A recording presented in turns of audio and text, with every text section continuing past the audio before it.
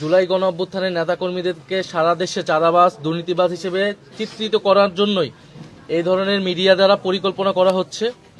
এবং এটা কিন্তু বাংলাদেশের জনগণ জানে 5ই আগস্টের পরে কারা চাঁদাবাজি করেছে, কারা দুর্নীতি করেছে, কারা জমি দখল করেছে। সেই ঘটনাকে লুকানোর জন্য, প্রকৃত চাঁদাবাজদেরকে লুকানোর জন্য জুলাই গণ অভ্যুত্থানের নেতাকর্মীদের উপরে এই ধরনের মিথ্যা দোষারোপ করার চেষ্টা করা হচ্ছে।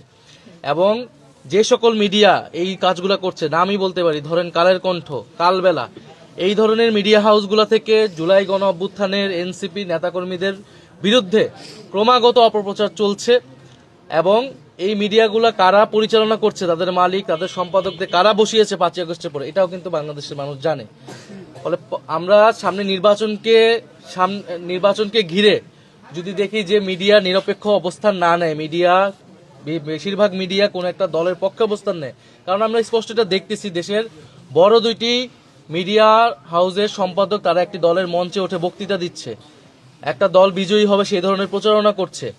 একটা মিথ্যা জরিপ ছেড়ে এক ধরনের পরিস্থিতি তৈরি করা হচ্ছে যে নির্বাচনে যেই কারচুপি হবে, নির্বাচনে যেই ভোট ডাকাতি হওয়ার পরিকল্পনা করা হচ্ছে, সেটাকে যাতে, সেই ফলাফলকে যাতে বৈধ হিসেবে দেওয়া ঘোষণা করতে পারে, এই ধরনের একটা পরিবেশ তৈরি করা হচ্ছে, বৈধতা আদায় করা হচ্ছে মিডিয়ার মাধ্যমে।